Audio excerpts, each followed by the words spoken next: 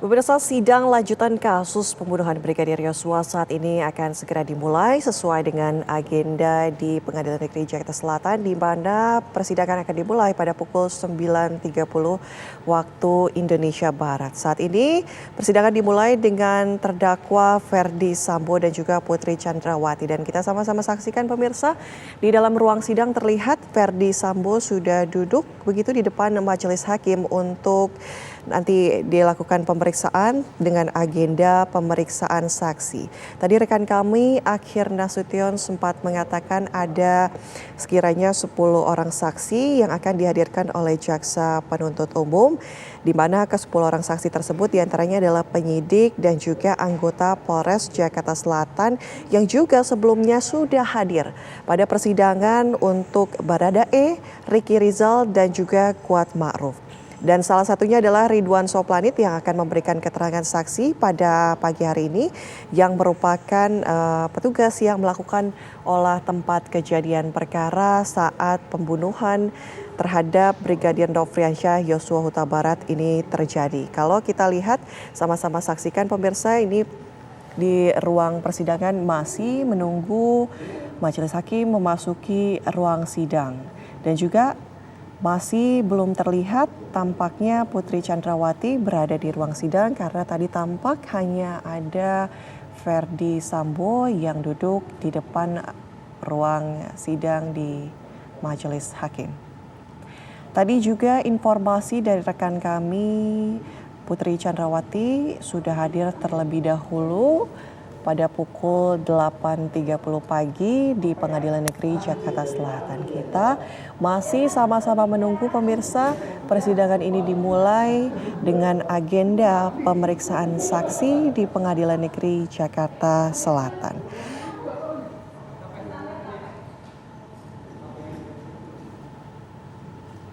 Kita akan menuju ke Pak Bambang Rukminto. Pak Bambang, pagi. Halo. Ya, Pak Bambang, kalau untuk hari ini rencananya saksi yang akan dihadirkan oleh jaksa penuntut umum adalah penyidik, kemudian anggota Polres Jakarta Selatan. Salah satunya adalah Ridwan Soplanit yang kemarin juga memberikan keterangan di sidang Ricky Rizal, Baradae dan juga Kuat Ma'ruf adalah merupakan petugas yang melakukan olah tempat kejadian perkara. Begitu menariknya, ketika Ridwan Soplanit melakukan olah tempat kejadian perkara ini sudah didahului oleh tim dari suruhan Kadif Propam kala itu, yaitu Ferdy Sambo. Pak, melihat ini seperti apa? Ya, memang sejak awal kasus ini kan muncul kejanggalan di situ. Seharusnya memang itu adalah Duren 3 adalah wilayah Polres Metro Jakarta Selatan. Kata saat itu Ridwan Soplanit seharusnya memang hadir yang paling pertama karena dia yang bertanggung jawab terkait dengan TKP. Kalau kemudian muncul beberapa personil dari Divpropam, ini menjadi aneh gitu. Hanya yang menjadi makanya kalau kemarin muncul kesaksian itu kita memang berharap lebih ya, mereka bisa benar-benar mengatakan sesuatu yang yang benar dan benar-benar jujur, dan kemudian membuka tabir-tabir yang selama ini tertutup gitu. Kalau sejak awal ini disampaikan Soplanit di awal kasus ini kan tentunya tidak akan menjadi kehebohan gitu loh. Tapi kan baru sekarang ini ketika semuanya sudah di dalam persidangan, semuanya terbuka satu persatu gitu. Dan harapannya memang dalam kesaksian ini akan muncul lagi keterangan-keterangan tambahan yang bisa benar-benar mengorek apa yang terjadi di kasus pembunuhan pada TKP saat kejadian itu gitu. Itu yang kita harapkan bersama dalam persidangan kali ini, seperti itu. Pak Bambang, menariknya juga adalah mungkin akan dipertemukan dengan sang atasan begitu ya, seorang bawahan akan dipertemukan dengan seorang atasan ketika masih dalam satu institusi Polri begitu ya. Nah, melihat ini apakah kemudian akan mengganggu keterangan dari para saksi tersebut, mengingat kemarin saja pada saat olah TKP sudah didahului oleh tim yang ditunjuk begitu ya, katakanlah ditunjuk oleh Ferdy Sambo sendiri begitu. Ya, ketika waktu peristiwa itu memang hubungan-hubungan seperti itu tidak bisa dilepaskan ya. Apalagi seorang Ferdy Sambo adalah Kadipropam bintang 2 yang memiliki kewenangan yang sangat besar. Pengaruh-pengaruh itu tentunya juga dirasakan oleh Litbang Soplanit ataupun jajaran yang lainnya, bukan hanya di Propam saja, tapi di Polres Metro Jakarta Selatan, Polda Metro seperti itu, pengaruh-pengaruh itu tentunya ada gitu loh. Hanya saja memang seorang perwira menengah yang memiliki intelektualitas lebih tinggi, kemudian pengalaman yang sudah sangat panjang tentunya mereka memiliki independensi dalam menyampaikan pikiran-pikirannya atau pendapat-pendapatnya. Hanya sayang saat itu kan karena pengaruh Ferdy Sambo ini sangat besar, mereka tidak menyampaikannya di awal. Kalau kemudian sekarang sudah masuk dalam persidangan, memang harapannya mereka akan lebih objektif, lebih independen dan bisa mengungkap fakta-fakta baru terkait apa yang dilihatnya, kemudian dirasakan saat peristiwa itu terjadi gitu. Toh saat ini Ferdy Sambo sudah bukan lagi Kadipropam, dia adalah warga negara sama seperti yang lainnya. Memang hubungan-hubungan historis itu memang tidak bisa lepas begitu saja, tetapi harapannya memang saat ini para bawahan yang memberikan kesaksian ini memiliki keberanian untuk menyampaikan kebenaran seperti itu. Pak, mungkin begini pertanyaannya, masih adakah kekuatan begitu ataupun kuasa ketika seorang mantan Jenderal Bintang 2 walaupun sudah dinonaktifkan begitu ya terhadap para bawahannya begitu, masih adakah? Ya masih banyak Mbak, saya melihatnya seperti itu, meskipun secara struktural memang sudah lepas, tapi kan Ferdy Sambo ini juga memiliki kolega-kolega yang masih ada di dalam internal kepolisian, itu satu. Kemudian Ferdy Sambo juga memiliki sumber daya keuangan yang sangat besar. Kalau melihat rekening untuk mengelola rumah tangga saja sebegitu besarnya gitu loh. Artinya kan memiliki kekuatan atau pengaruh-pengaruh tidak hanya di sekitar hubungan jabatan saja, tetapi pengaruh-pengaruh di luar itu. Dan ini tentu memiliki pengaruh juga pada kesaksian ini nanti gitu loh. Hanya saja karena ini dalam sebuah persidangan, ya kita berharap banyak pada para saksi ini untuk benar-benar bisa membuka fakta-fakta yang terjadi di TKP saat itu seperti itu. Kalau tadi kita lihat dari seorang saksi begitu yang mungkin terpengaruh oleh kuasa, namun seorang hakim begitu bagaimana nanti menguak faktanya ketika ada mungkin ada yang mendukung ataupun ada yang berkata jujur terhadap keterangan dari para saksi ini, bagaimana menguaknya begitu, melihat yang benar yang mana, mungkin yang berbohong yang mana, karena pada sebagian saksi juga hakim sempat mengatakan bahwa mungkin bukan mengatakan secara langsung begitu ya, merujuk bahwa dia berkata bohong begitu. Benar, ini tergantung kemampuan hakim ya, profesionalisme hakim dan pengalaman, kompetensi dan kemudian intelektualitas yang sangat tinggi pada hakim ini sangat berpengaruh gitu loh. Tentunya pertanyaan-pertanyaan ini tidak bisa dilihat atau dibaca ya sekedar pertanyaan, tapi juga bisa mengandung maksud-maksud yang secara implisit gitu. Makanya hakim tentunya memiliki hati nurani untuk bisa memilah mana kesaksian ini yang benar, kemudian kesaksian ini yang berbohong seperti itu. Saya rasa ini pengalaman dan kemampuan profesionalisme hakim itu sendiri seperti itu.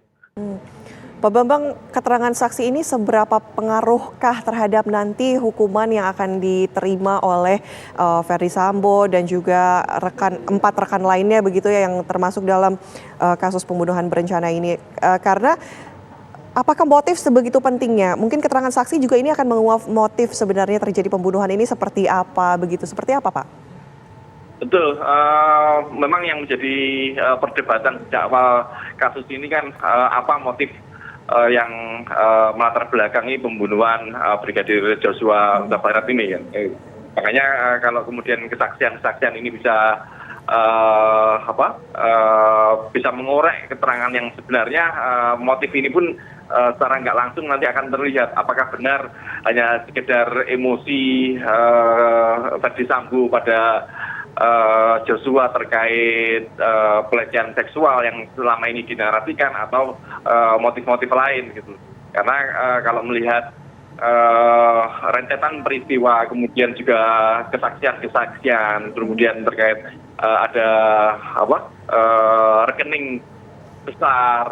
Ini makanya ini juga harus ditelusuri dan dikejar gitu loh. Karena yang ada di benak masyarakat selama ini munculnya isu konsorsium 303 misalnya, ini kan harus dikuak oleh hakim. Jangan-jangan rekening 600 juta di ajudan ini juga berasal dari sana gitu loh. Kalau ini bisa dikorek keterangan dan kemudian didalami, tentunya akan menarik dan menjadi secerca harapan bagi publik untuk melihat bahwa penegakan hukum ini benar-benar dilakukan bukan hanya oleh kepolisian tapi juga di ruang-ruang sidang seperti yang kita lihat saat ini, seperti itu. Tampaknya banyak sekali yang harus dikuak begitu ya oleh majelis hakim. Ini ada beberapa mungkin yang merembet begitu. Dan kita sama-sama saksikan dulu Pak Bambang dan juga pemirsa, ini dalam sidang lanjutan kasus pembunuhan berencana Brigadir Yosua Huta Barat dengan terdakwa Richard Eliezer. Majelis hakim memerintahkan untuk memutar rekaman CCTV di Kompleks Polri Duren 3 Jakarta. Rekaman sempat memperlihatkan sosok mendiang Joshua yang masih hidup ini masuk ke dalam rumah Duren 3 dan detik-detik sesaat setelah penembakan terjadi.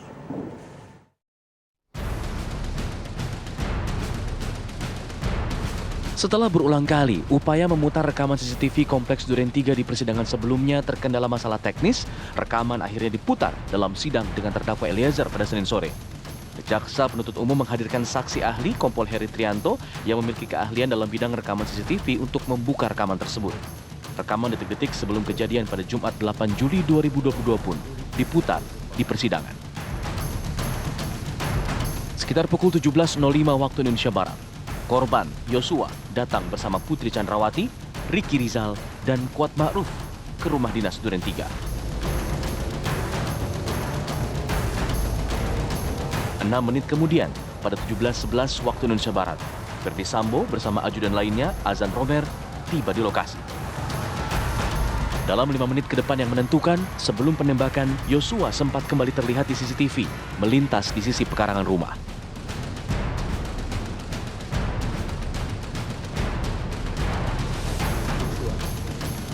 Selepas momen inilah, diduga Verdi Sambo berteriak memerintahkan Richard Eliezer untuk mengokang senjatanya, bersiap menembak rekannya sendiri, Yosua. Selama pemutaran CCTV, terdakwa Eliezer tampak serius memandangi rekaman. Insiden penembakan diduga terjadi pada kurun waktu pukul 17.12 hingga 17.16. Saat sebelum penembakan, di luar rumah terlihat Dirianto alias Kodir berkeliling.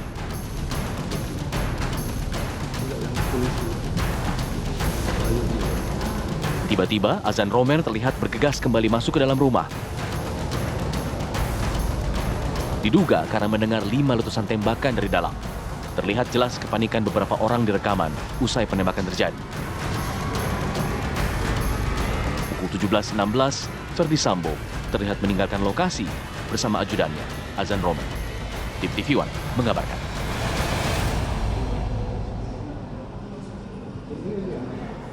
Kita kembali ke Pak Bambang Rukminto, pengamat kepolisian. Pemirsa, Pak Bambang, kalau kita melihat tadi apa yang sudah diputar begitu ya, CCTV melihat kejanggalan-kejanggalan yang terjadi dengan mungkin kronologi awal yang sempat dibeberkan oleh Verdi Sambo dan juga yang sudah akhirnya dibuka begitu ya kepada umum bahwa terjadi pelecehan seksual, kemudian maka pembunuhan itu terjadi. Sebenarnya kalau melihat kronologi seperti ini, apakah ini masuk ke dalam pembunuhan berencana atau spontan saja begitu karena marah Verdi Sambo lantas langsung menghabisi nyawa Brigadir Yosua?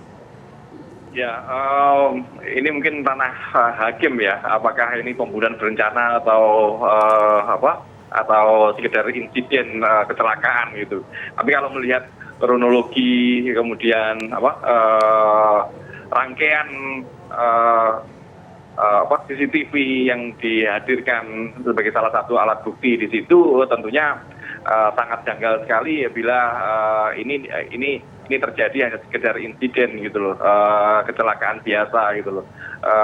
Apalagi kalau dikaitkan dengan upaya-upaya merekayasa TKP, kemudian juga membuat narasi-narasi bohong selama ini gitu. Artinya kan memang ada skenario untuk menutupi pembunuhan atau kalau tidak sebelumnya merencanakan pembunuhan itu gitu.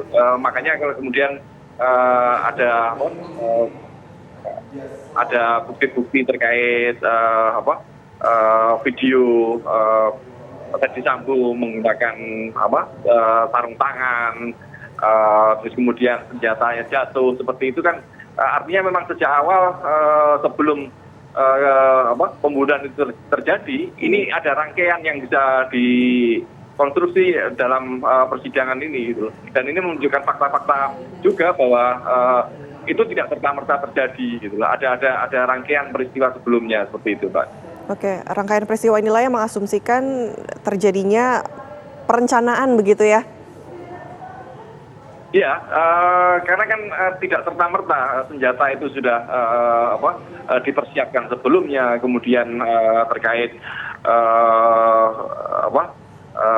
Eliezer misalnya, senjata dari mana? Karena seorang anggota level paling bawah, Barada, Bayangkara 2, ini level paling bawah di kepolisian, tentunya tidak diperkenankan membawa senjata api laras pendek gitu. Kemudian siapa yang memberikan izin, terus kemudian siapa yang senjata itu dari mana. Hal-hal seperti itu kan mengungkapkan bahwa ini tidak serta-merta terjadi. Ada sesuatu yang sudah disiapkan gitu loh, disiapkan terkait pembunuhan itu sendiri gitu. Atau kalau tidak terkait dengan penembakannya gitu, bahwa pembunuhan itu mungkin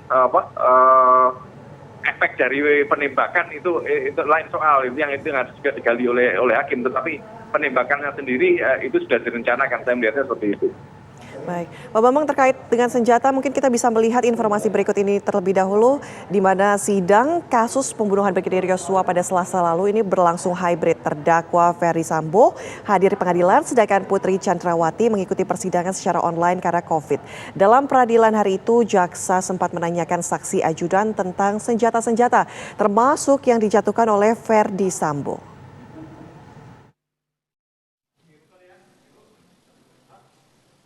Sidang pembunuhan berencana Brigadir Yosua dengan terdakwa Ferdy Sambo dan Putri Chandrawati berlanjut Senin awal pekan lalu. Dalam persidangan, jaksa memperlihatkan beberapa senjata api ke para ajudan Ferdy Sambo yang menjadi saksi, yakni Azan Romer, Prayogi Iktara Wikaton, Daden Miftahul Haq, dan Farhan Sabilillah. Senjata tersebut berjenis Steyr AUG, Glock 17 dan HS serta amunisinya. Peluru yang 9 mm ya? Iya, Pak. Apakah seperti ini? Iya, betul, Coba. Pak. Coba dilihat dulu. Iya benar, Pak. Ini 9 mm, Pak. Betul? Betul, ya. 9 mm ya. Di kesempatan itu, hakim juga mengonfirmasi perihal senjata yang dijatuhkan Sambo sebelum pembunuhan terjadi. Saudara Adan Romer, Ya, apakah HS ini yang saudara lihat jatuh dari mobil Iya, Pak. pada waktu terdakwa turun di rumah Jalan Duren 3? Saya nggak tahu, Pak, itu senjata HS yang itu atau bukan, tapi seingat saya senjata HS yang jatuh, Pak. Coba saudara amati, coba saudara maju. Berdiri. Sebentar. Iya, Pak. Senjata Benar, HS. sudah ini? Benar, Pak. Senjata HS, Pak. Sudah ini yang saudara lihat pada waktu itu jatuh? Senjata HS, ya, Pak. Baik, silakan duduk. Terima kasih, Pak. Sudah. Kuasa hukum Sambo kemudian mencecar Romer tentang kepastian senjata HS yang dia lihat. Namun, ajudan Ferdy Sambo ini tidak bisa memastikannya, sehingga pengacara meminta pengadilan menunjukkan CCTV yang memperlihatkan senpi tersebut. Dari Jakarta, tim TV One mengabarkan. Ya, Pak. Ya. Cuma terkait dengan ini hanya nanti akan